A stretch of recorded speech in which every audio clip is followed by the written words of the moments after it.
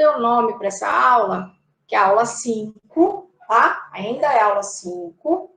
Hoje, para casa, vocês têm tarefa complementar da aula 5, tá? E eu dei o nome de homeostase da glicose. Então, a gente está falando ainda de carboidrato, a gente vai falar de uma característica aí que a gente chama de homeostase. Homeo quer dizer o mesmo. Estais quer dizer ficar. Então, é ficar sempre igual. Nós temos a condição de manter, por exemplo, a temperatura do corpo constante, né? Homeotermos, né?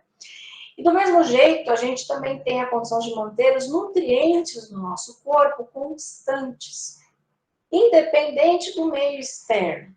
Então, quando você vai no médico, não muito comum na idade de vocês, mas quando for mais velho, você vai no médico, o médico vai falar, faz exame de sangue, faz exame de urina. E aí, nesses exames, eles fazem as dosagens de algumas substâncias. Sódio de potássio, glicose, creatinina. Né? Eles dosam colesterol, triglicéridos, né? Eles dosam algumas substâncias. Se elas estiverem dentro do padrão, você está bem, está saudável, está tudo tranquilo. Se estiver fora do padrão, tem alguma coisa atrapalhando a sua homeostase. E aí o médico vai pesquisar o que está acontecendo. Tá? Então, isso é homeostase. É manter em constância os nutrientes do seu organismo. Tá bom? Eu vou falar da homeostase da glicose. É o que pode cair no vestibular para vocês. É o que é o mais fácil até de entender. Ele é bem tranquilinho de entender. Tá? E aí acontece o seguinte, ó, você come, então, o seu leite com pãozinho de manhã, seu arroz com feijão no almoço, seu macarrão aí da janta, faz a digestão desses carboidratos, seja o polissacarídeo amido, seja o disacarídeo, sacarose, lactose, você vai quebrar no processo de hidrólise, lembra que vimos na última aula, você quebra, ele é uma digestão química, né, que usa enzimas, tá? Você quebra, consegue os monossacarídeos, glicose, frutose, galactose. A célula gosta da glicose. Então, esses outros dois, eles sofrem uma mudança, eles são metabolizados no fígado. O fígado, ele consegue transformar esses dois em glicose. Então, no seu corpo, você vai ter sempre a glicose circulando no sangue. Tá? Por isso que a gente faz dosagem de glicose. Tá?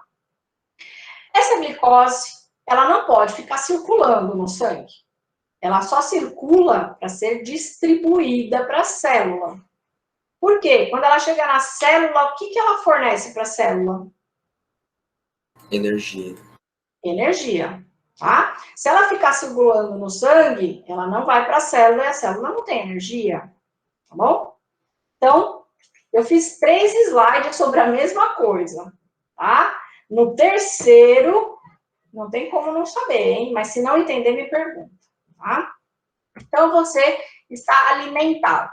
Você comeu, fez todo o processo de hidrólise, as glicoses chegaram no sangue e vão ser distribuídas para a célula.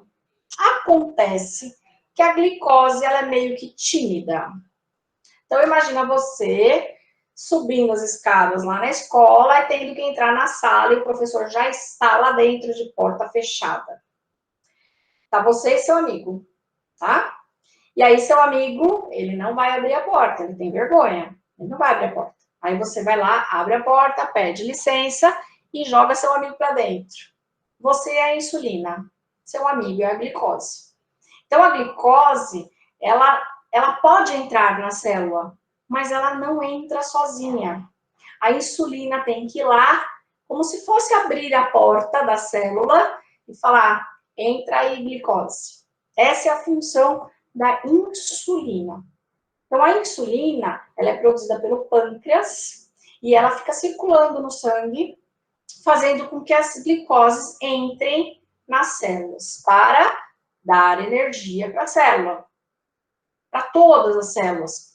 Para a célula do pulmão, do intestino, da pele, neurônio, do fígado, né? Dar energia.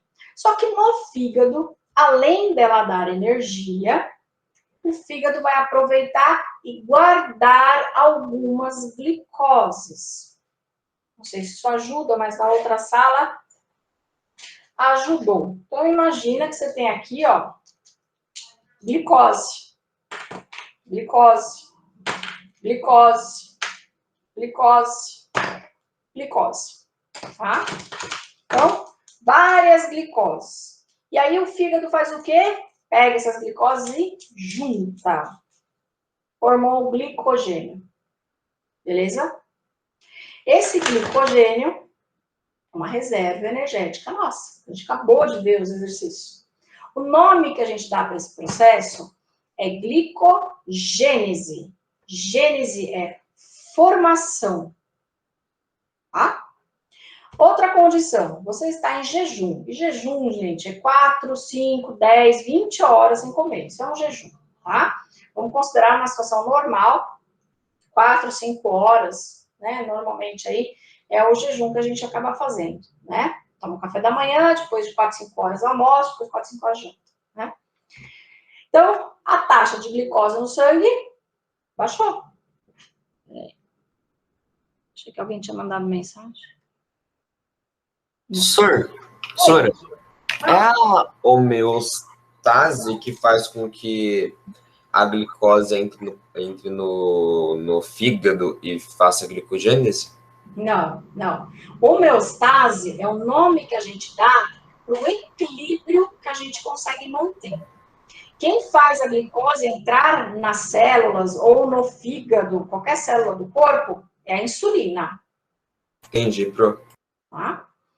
Aí, quando a taxa de glicose cai, o seu corpo percebe que você não está comendo, não está tendo ação no sistema digestório, um outro hormônio entra em ação, talvez esse seja novo, né? Muitos aí não devem ter ouvido falar dele, é o glucagon. O glucagon, também produzido no pâncreas, ele tem função meio que contrária aí da insulina. O que ele vai fazer? Ele vai chegar lá no fígado. O fígado, você está com glicogênio aí, faz o favor de liberar as glicoses. E ele vai, então, pedir que as glicoses voltem para o sangue, que aí elas vão dar energia para as células que precisam. Vamos ver aqui, nesse outro slide, ó. Glicose no sangue. Depois você pode voltar para aquele outro slide? Eu vou liberar ele para vocês, mas eu volto. Então, a glicose está no sangue, glicogênio no fígado.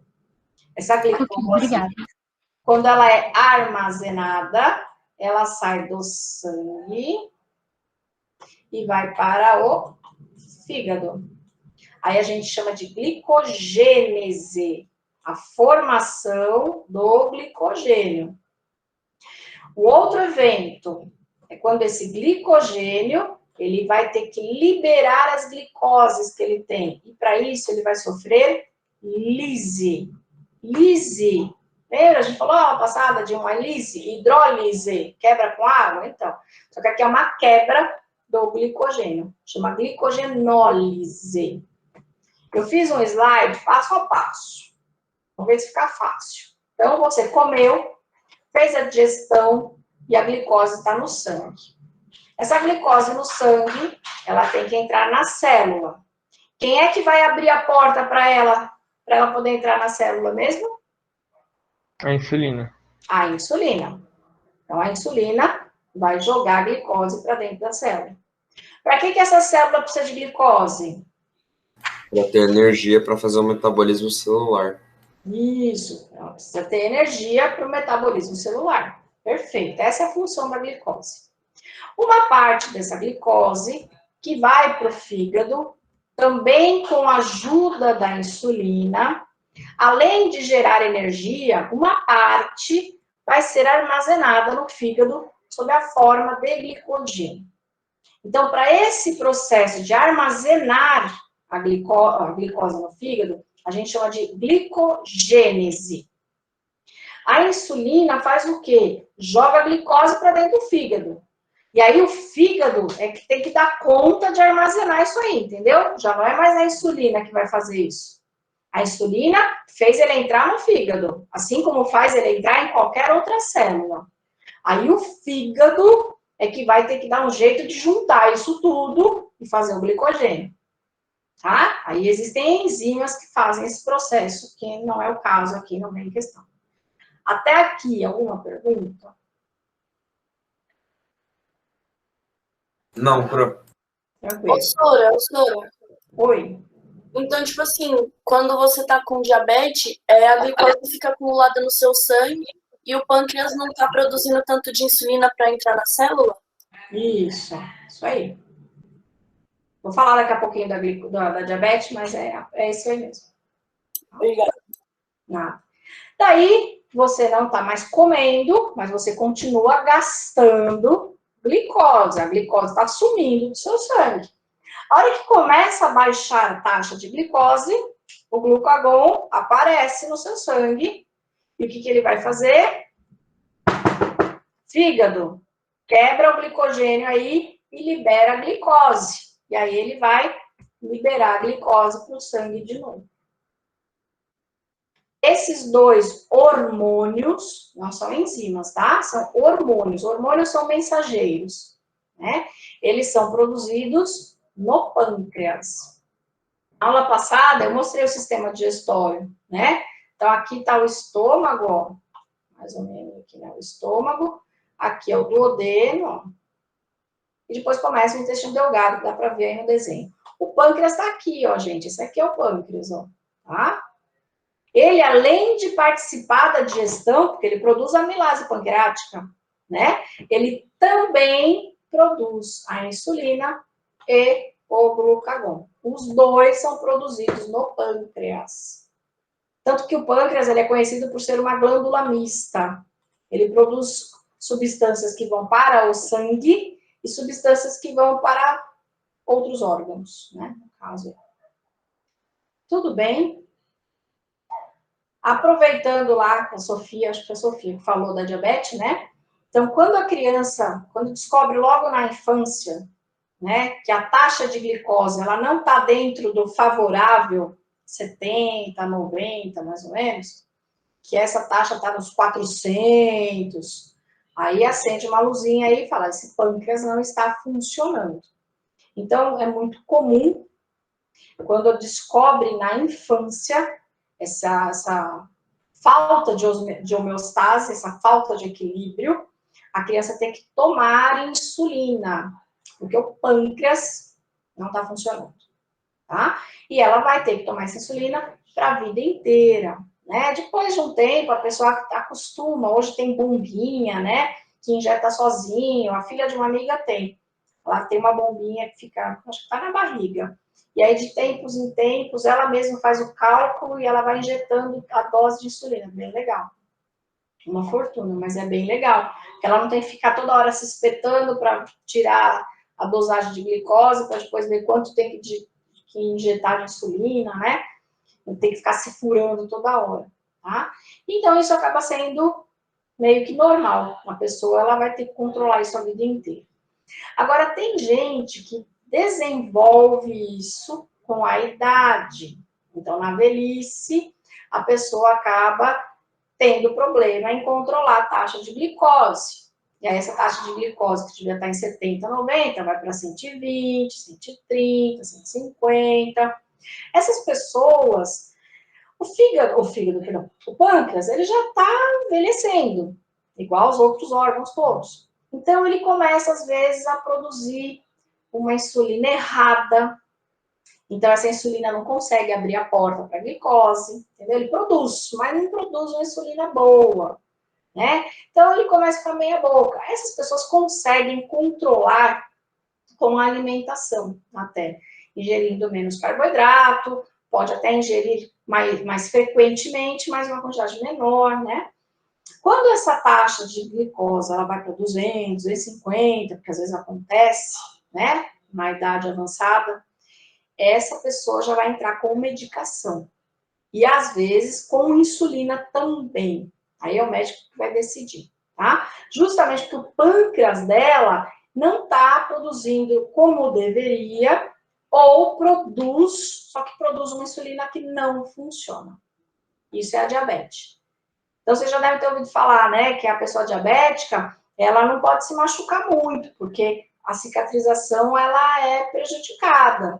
Por quê? Porque as células saudáveis que precisam fechar o machucado, não está recebendo energia. Então, se ela não está recebendo energia, ela não consegue fechar o machucado. Tudo bem? E olha, gente, sempre esse assunto está relacionado com diabetes. Tá? Nas provas vestibulares, assim, é sempre bem comum. Alguma pergunta? Deu para entender? Fala. Pro, Pode falar. uma pessoa que tem diabetes na velhice, é por conta da velhice, então o pâncreas já não funciona normalmente? Ou pode ser relacionado porque durante a vida ela consome muito açúcar? Então, tem a ver? Tem. Por quê? Quanto mais você ingere açúcar, mais o seu pâncreas vai produzir insulina. Existe uma relação, sim.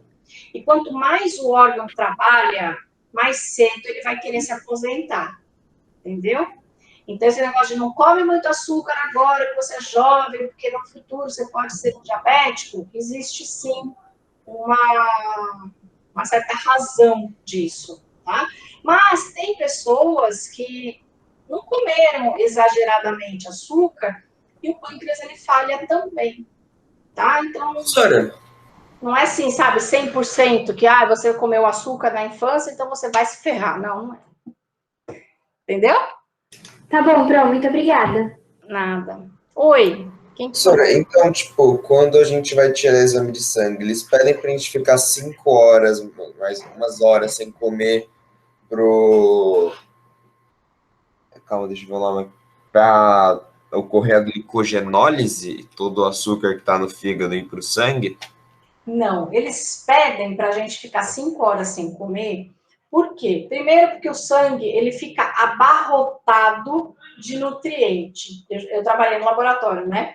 Então, assim, é nítido quando a pessoa ela mente que fez jejum. Porque o sangue de uma pessoa que está com jejum, ela está em homeostase, ela está em equilíbrio e os nutrientes não estão em excesso. Então, é um sangue límpido. O sangue de uma pessoa que comeu, ele é um sangue denso. Quando a gente passa na máquina, ele muda de cor até, né? Então, atrapalha no teste, tá? E outra, você precisa de um tempo para o seu organismo entrar nesse equilíbrio. Então, se você faz... Porque, por exemplo, você está internado no hospital, eles fazem o exame a hora que dá para fazer. Eles não ficam esperando você ficar 4, 5, 6 horas de jejum, né? Eles fazem a hora que dá para fazer. Tá? Então, a ideia é deixar o sangue mais fluido possível, com a homeostase já agindo. Então, você tem que manter, com a glicogenólise e a glicogênese, tem que manter os 70, 90 de glicose, por exemplo. Se a pessoa tiver problema nessa homeostase, mesmo estando 5 horas de jejum, a glicose vai dar alta. Ou, às vezes, pode até dar baixa demais. Porque, às vezes, a pessoa que está nessa fase mais idade, né, que o pâncreas não funciona direito, às vezes ele funciona assim de uma vez e a taxa de glicose despenca. Aí dá hipoglicemia. Então, meu avô vira e mexe, ele tinha diabetes, né? E aí, vira e mexe, ele chupava uma balinha. Porque ele se sentia já meio tonto e sabia que a glicemia dele estava baixa. Então, esse horário aí é para isso, entendeu? É para o seu organismo estabelecer e o sangue não ficar comprometido para o exame. Entendeu? Bom. Gente, mais alguma pergunta? Não.